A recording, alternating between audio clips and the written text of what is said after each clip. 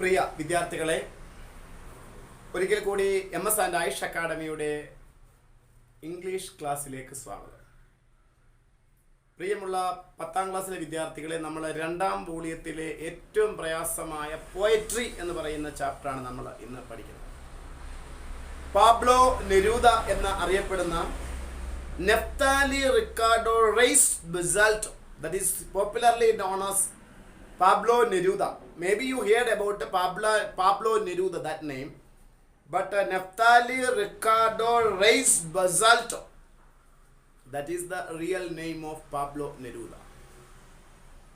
So let us discuss something about Pablo Neruda or Neftali Ricardo Reis Basalto, who is popularly known as his pen name Pablo Neruda. His pen name is Pablo Neruda. He was a Chilean poet. Chilean നിന്നുള്ളൊരു കവിയാണ്. Diplomat and politician. He wrote in a variety of style, and his works include surrealistic poem. Most of the poem is realistic or surrealistic poem. Historical epics, political manifestos, and prose autobiography. These are some important contributions in the literature of Chilean literature. He often wrote green ink.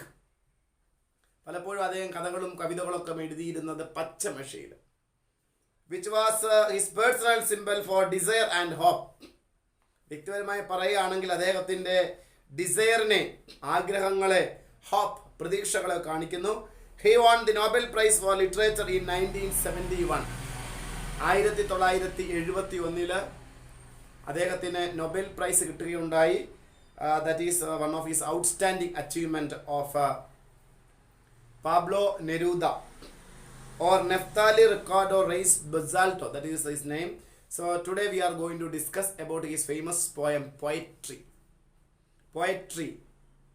So കവിതകളെ കുറിച്ചും ഒക്കെ നിങ്ങൾ പഠിച്ചിട്ടുണ്ട് അല്ലേ? Poetry is the product of imagination. It is the spontaneous overflow of powerful feelings of our heart and our. Poetry is the product of imagination. ഭാവനയുടെ സൃഷ്ടിയാണ് കവിതകൾ എന്ന് പറയുന്നത്. അപ്പോൾ any poem, we can say that poetry is the product of imagination. It is the spontaneous overflow of powerful feelings of our heart. What is poetry? Poetry is the product of imagination. It is the spontaneous overflow of powerful feelings of our heart. കവിതകൾ എന്ന് പറഞ്ഞാൽ ഇമാജിനേഷൻ്റെ, ഭാവനയുടെ ശക്തികളാണ് poetry എന്ന് പറയുന്നത്.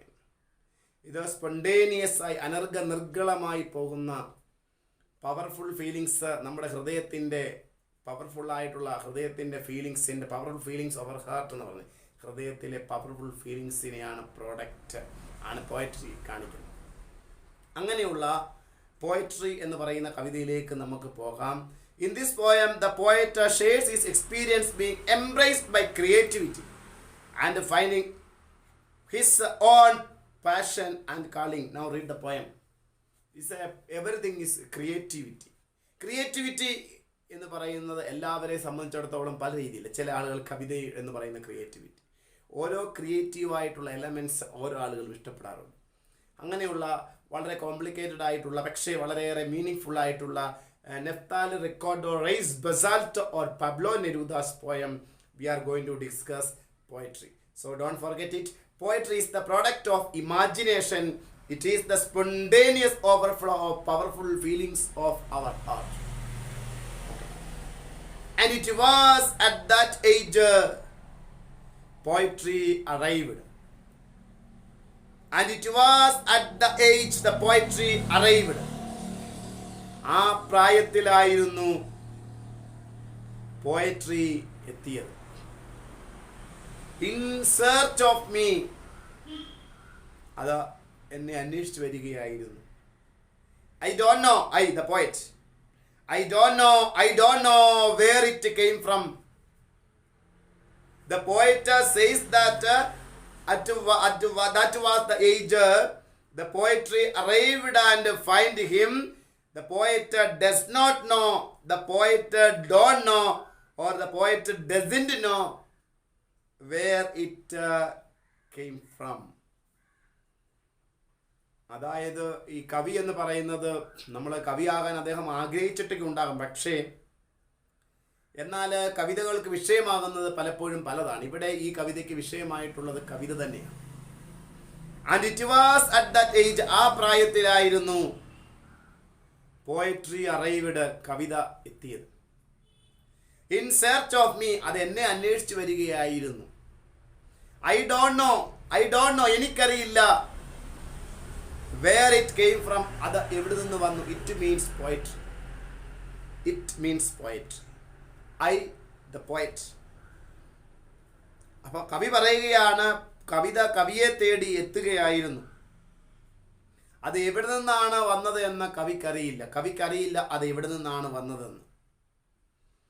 From winter or river, two images ആണ്. Winter or river, ഇത് വിന്ററിൽ നിന്ന് വന്നോ റിവറിൽ നിന്ന് വന്നോ. വിന്റർ എന്ന് പറയുമ്പോൾ നിങ്ങൾ ഉദ്ദേശിക്കുന്ന നദിയെന്നും സീസൺ എന്നൊക്കെയാണ് അർത്ഥം അല്ലേ. എന്നാൽ വിന്റർ എന്ന് പറയുന്നത് ഫ്രോസൺ ആൻഡ് ലൈഫ്ലെസ്സിനെയാണ് കാണിക്കുന്നത്. Winter indicates frozen and lifeless. River indicates A flow of life. ഈ ഇമേജുകൾ എഴുതിയെടുക്കണം. അപ്പൊ റിവർ എന്ന് പറയുന്നത് എന്തിനെ സൂചിപ്പിക്കുന്നു? ഫ്ലോ ഓഫ് ലൈഫ്, ജീവന്റെ ഒഴുകും അല്ലെ, ജീവൻ നാഡിയാണ്, അല്ലെങ്കിൽ മനുഷ്യന്റെ ജീവിതത്തിൽ ഏറ്റവും പ്രധാനപ്പെട്ടതാണ് റിവേഴ്സ്, നദിയിലെ ജലം അല്ലേ. അതുപോലെ തന്നെ വിന്റർ എന്ന് പറയുന്ന തണുപ്പുള്ള സീസണാണ്. ഫ്രോസൺ ആൻഡ് ലൈഫ്ലെസ്സിനെ കാണിക്കും. Winter indicates frozen and lifeless and river indicates flow of life. അപ്പൊ കവിത എവിടെ നിന്ന് വന്നു എന്ന് കവിക്കറിയില്ല. അതൊരു പക്ഷേ ജീവനുള്ള വസ്തുവിൽ നിന്നാകാം, ജീവനില്ലാത്ത വസ്തുവിൽ നിന്നാകാം, ഒരു പക്ഷേ വിന്ററിൽ നിന്നാകാം, അതല്ലെങ്കിൽ റിവറിൽ നിന്നാകാം, ഒരു പക്ഷേ lifeless or frozen things. It may come from. The poet is not sure whether that comes from. That question is here. I don't know how or when. I don't know how, എങ്ങനെ വന്നു, when, എപ്പോൾ എങ്ങനെ വന്നു എന്ന് എനിക്കറിയില്ല. But one thing is sure, that poetry arrived, that searched the poet. But where it come from, how it come from, and everything the poet did not know. But that was sure. The poetry arrived. That is the real fact. Once again, and it was at that age poetry arrived. In search of me, I don't know where it come from. From winter or river. From winter or river. River of life and winter lifeless and frozen. I don't know how or when. I don't know how or when. എനിക്കറിയില്ല. I don't know how, എങ്ങനെ വന്നു. When, എപ്പോൾ വന്നു. I don't know how or when. No, they were not voices. No, they were not voices. അവ ശബ്ദങ്ങളായിട്ടല്ലായിരുന്നു വന്നത്. No, they were not voices. അവ ശബ്ദങ്ങളായിട്ടല്ല വന്നത്. They were not words. They were not voices. They were not voices. They were not words nor silence. നിശബ്ദതയായിട്ടല്ല വന്നത്. Words വാക്കുകളായിട്ടല്ല വന്നത്. Voices ശബ്ദങ്ങളായിട്ടല്ല വന്നത്. ശബ്ദങ്ങളായിട്ടോ വാക്കുകളായിട്ടോ നിശബ്ദതയായിട്ടോ അല്ല ഇത് വന്നത്. വാക്കുകളായിട്ടോ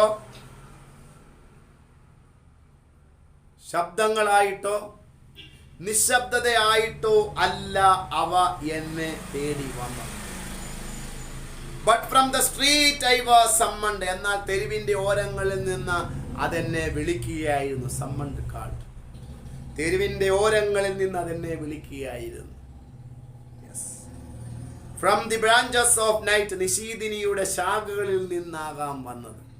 നിശീദിനി രാത്രിയുടെ ശാഖകളിൽ നിന്നാകാം വന്നത്.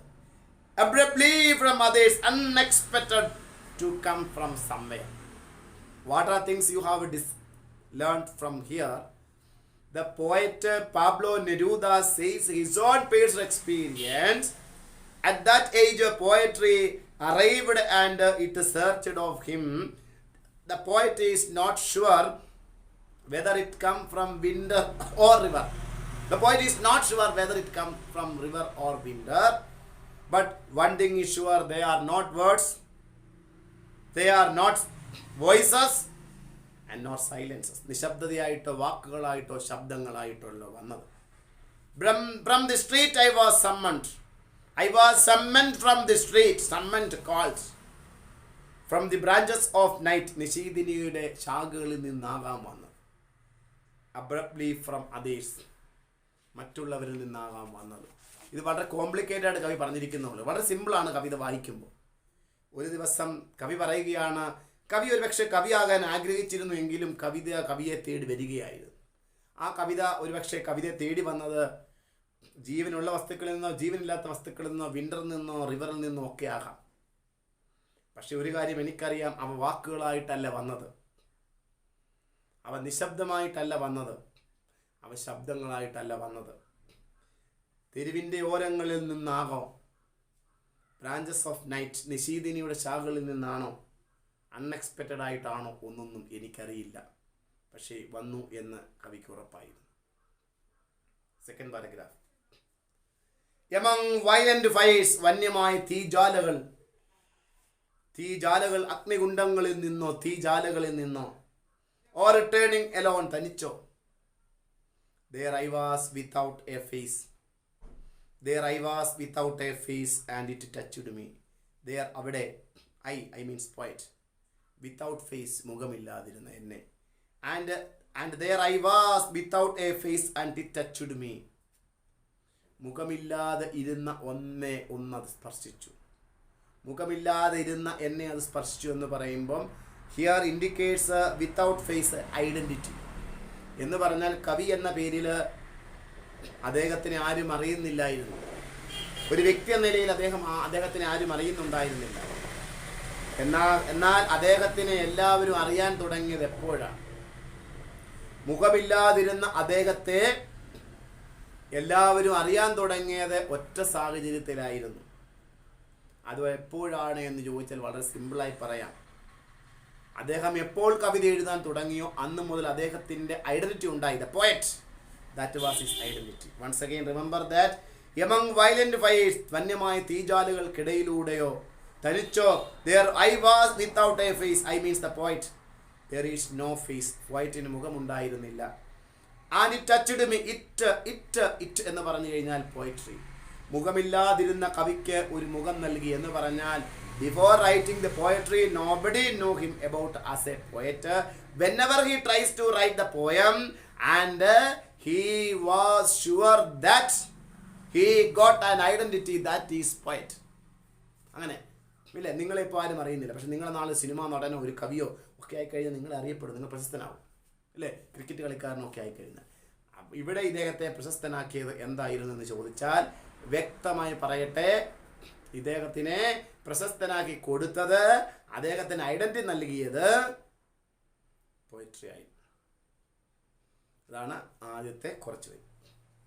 I did not know what to say my mouth. അതിനു മുമ്പ് എനിക്കറിയില്ല എൻ്റെ വായിലേക്ക് എന്തൊക്കെയാണ് വരുന്നത്, എന്തൊക്കെയാണ് ഞാൻ വിളിച്ചു പറയേണ്ടത്. Had no way, I don't know his own experience. With names my eyes were blind. എൻ്റെ കണ്ണുകളിലെല്ലാം അന്ധതയായിരുന്നു എന്ന് പറഞ്ഞ കവി അന്ധനായിരുന്നു എന്നല്ല ഞാൻ ഉദ്ദേശിക്കുന്നത്. ഇഗ്നോറൻസിനാണ് ബ്ലൈൻഡ്നെസ് കാണിക്കുന്നത്. ഇഗ്നോറൻസ്, അറിവില്ലായ്മ. കവിക്ക് അന്ധനായിരുന്നു എന്ന് പറഞ്ഞ കവിക്ക് അറിവില്ലായിരുന്നു. എനിക്ക് എന്തെല്ലാം പറയണമെന്നും എങ്ങനെ പെരുമാറണമെന്നും എന്തെല്ലാം എഴുതണമെന്നും എനിക്കറിയില്ലായിരുന്നു. കാരണം എൻ്റെ കണ്ണുകളെല്ലാം അന്ധത ബാധിച്ചിരുന്നു, എനിക്കറിവില്ലായ്മയായിരുന്നു. And something started in my soul. അപ്പോഴാണ് എൻ്റെ ആത്മാവിലൂടെ എന്തോ ഒന്ന് ഒഴുകുന്നതായി എനിക്ക് തോന്നുന്നു. അപ്പം നമ്മളെ സംബന്ധിച്ചിടത്തോളം, കവികളെയൊക്കെ സംബന്ധിച്ചിടത്തോളം കവിത എഴുതുവാനുള്ള മാനസിക അവസ്ഥ എന്ന് പറയുന്നത്, കവിത എഴുതാനുള്ള സാഹചര്യം എന്ന് പറയുന്നത്, അത് പലപ്പോഴും കവിതകൾ എന്ന് പറയുന്നത് നമ്മളെ സംബന്ധിച്ചിടത്തോളം ഏറ്റവും പ്രധാനപ്പെട്ട ഒന്നാണ്. കവിതകൾ എന്ന് പറയുന്നത് എഴുതുന്നവൻ ചിലപ്പോൾ വർഷങ്ങളോളം കാത്തിരിക്കണം, ചിലപ്പം ദിവസങ്ങളോളം കാത്തിരിക്കണം. കവിതകൾക്ക് വിഷയങ്ങൾ ലഭ്യമാകുന്നത് അങ്ങനെയാണ്. പക്ഷേ അങ്ങനെ ഇരുന്ന, മുഖമില്ലാതിരുന്ന് എനിക്കൊരു മുഖം നൽകി എന്ന് പറയുന്നത് പോലെ, ഐഡന്റിറ്റി കിട്ടുന്നത് പോലെ, എന്ത് പറയണമെന്ന് എനിക്കറിയാതിരുന്ന എന്നിലേക്ക്, എൻ്റെ ആത്മാവിലേക്ക് നിർഗളമായി ഒരു ഒഴുക്കുണ്ടായി. അതായിരുന്നു ഞാൻ, അതായിരുന്നു കാവ്യദേവത എന്നെ അനുഗ്രഹിച്ചത്, അതായിരുന്നു കവിത. ഞാൻ അറിയാതെ കുറേ വരികൾ എഴുതി. എന്നിലേക്ക് എന്തോ ഒന്ന് ആവാഹിക്കുന്നതായി, എന്നിലേക്ക് എന്തോ ഒന്ന് പ്രവഹിക്കുന്നതായി, എന്നിലേക്ക് എന്തോ ഒന്ന് ഒഴുകുന്നതായി എനിക്ക് തോന്നുന്നു. The poet says that his own personal experience, here what was his experience while writing the poetry. He did not think about to become a poet, but when the situations, when circumstances leads to become the poet. And he says through this poem, here I did not know what to say my mouth, and heard no way with names. My eyes were blind, and something started in my soul. Fever or forgotten wings. Fever എന്ന് പറയുമ്പോൾ നിങ്ങൾ പറയും പനി. Forgotten wings, മറന്നുപോയ ചിറകുകൾ. No, ഇത് കവിയുടെ ഇൻ്റർചേഞ്ചബിലിറ്റിയാണ്, ഇമാജിനേഷനെയാണ് കാണിക്കുന്നത്, ഒരു ചേഞ്ചിനെയാണ് കാണിക്കുന്നത് ഫീവർ. ആൻഡ് ഫൊർഗോട്ടൺ വിങ്സ് ഇമാജിനേഷനെയാണ് കാണിക്കുന്നത്.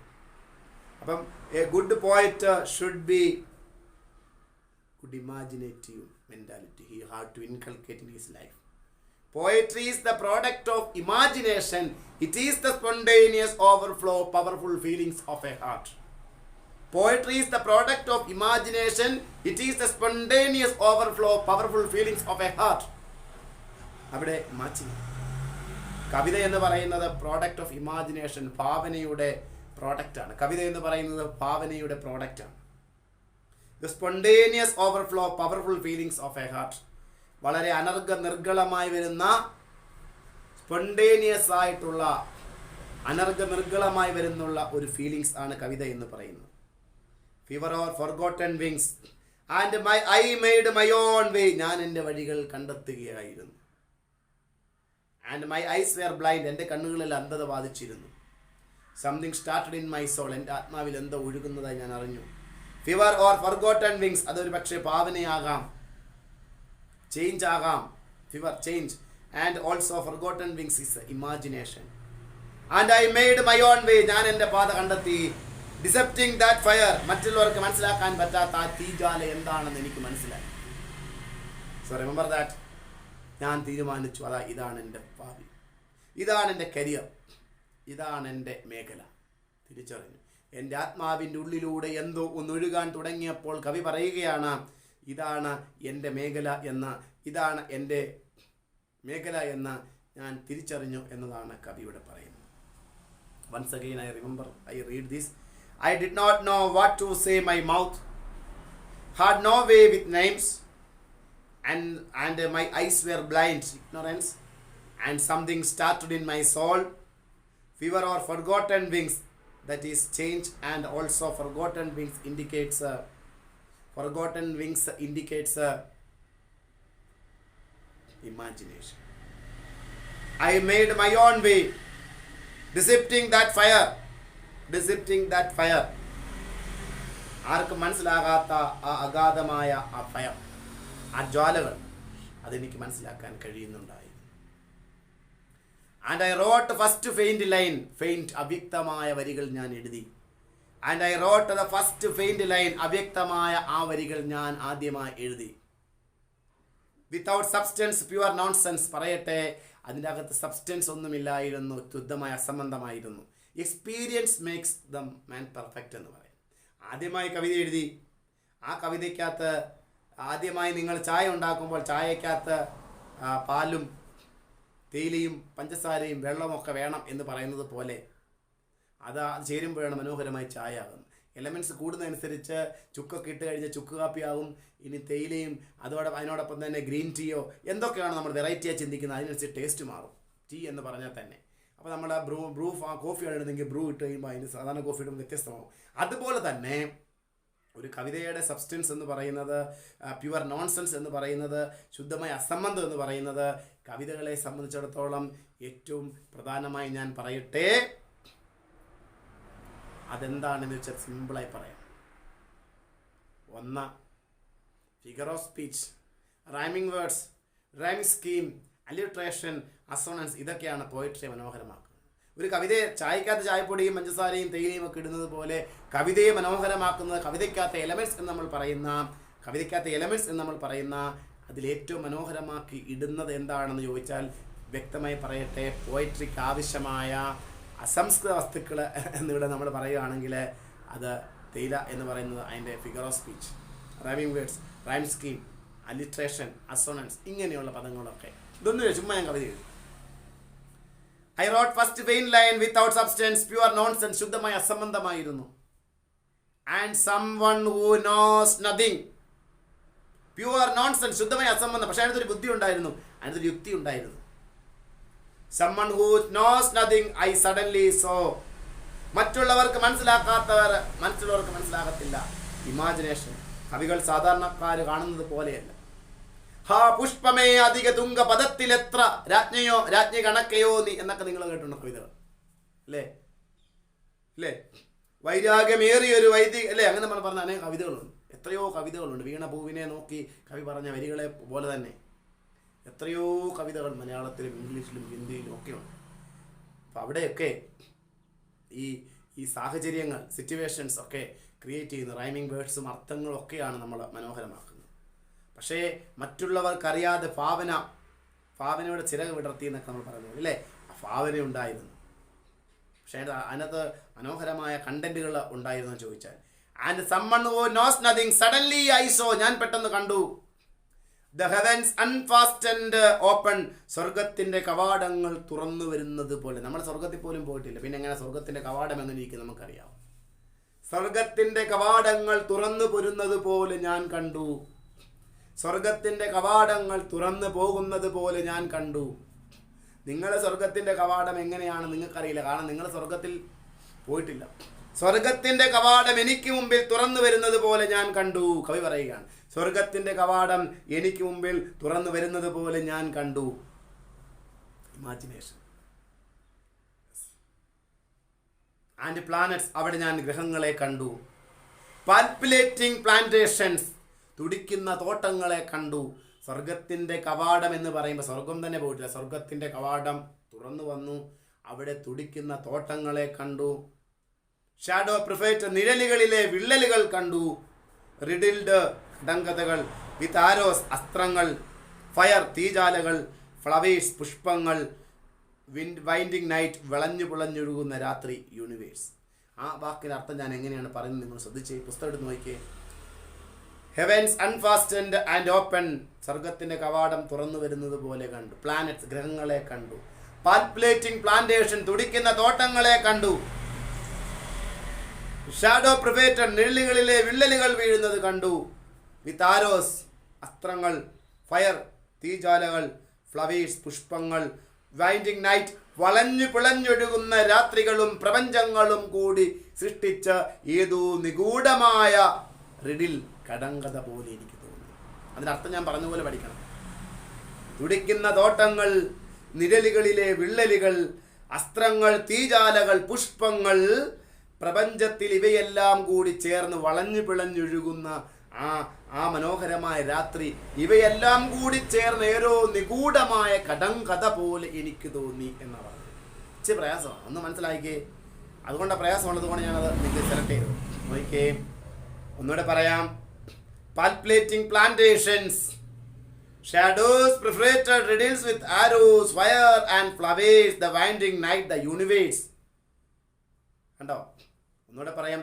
തുടിക്കുന്ന തോട്ടങ്ങൾ, നിഴലുകളിലെ വിള്ളലുകൾ അല്ലേ, അസ്ത്രങ്ങൾ, തീജാലകൾ, പുഷ്പങ്ങൾ, വളഞ്ഞു പിളഞ്ഞൊഴുകുന്ന രാത്രികൾ, ഇവയെല്ലാം കൂടി ചേർന്ന് പ്രപഞ്ചത്തിലെ നിഗൂഢമായ ഏതോ ഒരു കടങ്കഥ പോലെ എനിക്ക് തോന്നി എന്നാണ് കവി പറയുന്നത്. This is purely imagination of the poet. This is purely the imagination of the poet. And I infestal being, ഒരു പക്ഷേ ഈ ഭൂമിയിലെ ഏറ്റവും അതിസൂക്ഷ്മമായ micro organisms like thing, drunk with a starry, great starry void, നക്ഷത്രങ്ങളുടെ ശൂന്യതയെ ഞാൻ പാനം ചെയ്തു എന്നാണ് കവി പറയുന്നത്. നക്ഷത്രങ്ങൾക്കിടയിലുള്ള അകലം എത്രയാണ് എന്ന് നമ്മൾ ലൈറ്റ് ഇയറിൽ പറയും. പക്ഷെ കവിയെ സംബന്ധിച്ചിടത്തോളം നക്ഷത്രങ്ങൾക്കിടയിലുള്ള ശൂന്യത, ആ സ്പേസ് എന്ന് പറയുന്നത് എത്രത്തോളമാണെന്ന് അദ്ദേഹം പാനം ചെയ്തു, അദ്ദേഹത്തിന് ബൈഹാർട്ടായി എന്നാണ് പറയുന്നത്. നക്ഷത്രങ്ങളുടെ ശൂന്യതയെ ഞാൻ എന്തെടുത്തു? പാനം ചെയ്തു. ലൈക്ക്നെസ്, ഇമേജ് ഓഫ് മിസ്റ്ററി, ഏതോ നിഗൂഢമായ ആ ഒരു മനോഹരമായ ചിത്രം പോലെ. മിസ്റ്റീരിയസ് പിക്ചർ, മിസ്റ്റീരിയസ് ഇമേജ്, ഏതോ നിഗൂഢമായ ചിത്രം പോലെ. felt myself a pure part. ഞാനൊരു ശുദ്ധമായ പ്യുവർ പാർട്ട് ഓഫ് അബ്സസ്, ഒരു വലിയ അഗാധമായ അബ്സസ്, ഗർത്തം, ബോട്ടംലെസ് പിറ്റ്, അടി കാണാൻ പറ്റാത്ത അഗാധമായ ഗർത്തത്തിന്റെ ശുദ്ധമായ ഭാഗം പോലെയായി എനിക്ക്. I wheeled with the stars, I poet, കവി നക്ഷത്രങ്ങളോടൊപ്പം യാത്ര ചെയ്തു. My heart broke loose on the wind, എന്റെ ഹൃദയം തകർന്ന കാറ്റിൽ ലയിച്ചു. കവിയും പ്രകൃതിയും ഒന്നാണ് നിമിഷം. This last part of the poem totally says about the imagination of the poet. So the part of things you know about the poem. If you say something in English, the poem is the poet Pablo Neruda says his own personal images and based experience. He used many images in this poem. There are, you know, that winter and river and fever, forgotten wings, abscess. This all indicates different types of images. Winter, and here we can say winter indicates frozen and lifeless. River indicates flow of life. Ignorance, blind, indicates ignorance. Fever, change, and forgotten wings, his own experience or imagination. Without face, that face, I have without face, there is no identity. After that, the poet got identity, that is his identity. And the last part of the poem, total of imagination. തുടിക്കുന്ന തോട്ടങ്ങൾ ഞാൻ കണ്ടു, സ്വർഗത്തിൻ്റെ കവാടങ്ങൾ ഞാൻ തുറന്നപ്പോൾ തുടിക്കുന്ന തോട്ടങ്ങളെ കണ്ടു. തീജ്വാലകൾ, അസ്ത്രങ്ങൾ, പുഷ്പങ്ങൾ, നിഴലുകളിലെ വിള്ളലുകൾ, വളഞ്ഞു പിളഞ്ഞൊഴുകുന്ന രാത്രികൾ, ഇവയെല്ലാം കൂടി ചേർന്ന പ്രപഞ്ചത്തിന് നിഗൂഢമായ എന്തോ ഒരു കടങ്കഥ പോലെ എനിക്ക് തോന്നി. ഞാൻ നക്ഷത്രങ്ങളോടൊപ്പം യാത്ര ചെയ്തു. നക്ഷത്രങ്ങളുടെ ഇടയിലുള്ള ശൂന്യതയെ ഞാൻ പാനം ചെയ്തു. എൻ്റെ ഹൃദയം കാറ്റിൽ അലിഞ്ഞു ചേർന്നു. കവിയും പോയറ്റും ഒന്നാകുന്ന സങ്കല്പമാണ് ഇവിടെ കവി പറയുന്നത്. I think it will be very tough one, but if you listen twice, you should get the meaning of the poem. This is a small poem. I took more than 30 minutes to complete this chapter, and please follow this, and while you reading that, you have to write meanings properly, and further notes should be given to WhatsApp today or tomorrow itself. Please utilize and watch next class also. Thank you. Bye bye. Have a nice day.